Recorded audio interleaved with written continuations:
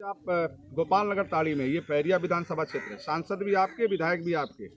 किसानों की जो बाढ़ पीड़ितों की आपने समस्या सुनी है, उसको कैसे आगे ले जाएंगे? भाई दोनों हमारे विधायक और सांसद मेरे हैं, पार्टी के हैं, लेकिन सवाल इस बात का कि सरकार जो है हम लोग विपक्ष में है। सरकार कहाँ जनता की बात को सुन रही है। वो तो कभी माइक लेकर के बोलना चाहते हैं तो 1 मिनट में माइक को दबा के बैठिए बैठिए आपकी आवाज़ सुन लिया गया। आप भारतीय जनता पार्टी सरकार जो देख रहे हैं 14 से लेकर के 24 बीत गया, लेकिन यह गांव जो है गंगा में सरजू जी में विलीन हो गया, 300 मकान चले गए और यहाँ 40,000 की आबादी के लोग कितने परेशान हैं। तो गाँव वालों का दुख दर्द सुनने के बाद ये लगता है कि भाई हमारा जनपद और पूरा पूर्वांचल कितना पिछड़ा हुआ है। तो इसको आप देखें ध्यान से कि भाई सरकार ने सौतेला व्यवहार हमेशा किया है, ख़ास तौर से पूर्वांचल के लोगों को।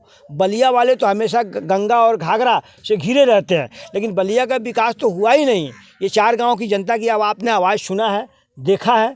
हम अपने राष्ट्रीय अध्यक्ष जी से इस बात को बताएंगे कि भाई केंद्र से और प्रदेश से बात करके इसको गांव वालों के लिए एक रिंग बंधा और प्रोडक्शन, और जिन लोगों का गांव में मकान गंगा में जो सरजू जी में विलीन हो गया है उनको पक्की मकान उपलब्ध कराया जाए, और जिन लोगों की जितनी ज़मीनें गई है आसपास की जितनी जीएस लैंड हो उनको उपलब्ध कराया जाए। और साथ ही साथ जिन किसान भाइयों के ऊपर किसान कार्ड का क्रेडिट वगैरह जो कर्ज जो लिए हैं, क्योंकि उनकी खेती बाड़ी भी नहीं हो पा रही है और उनकी ज़मीन भी चली गई है अंदर, तो उनके कर्ज का माफ़ी भी किया जाए।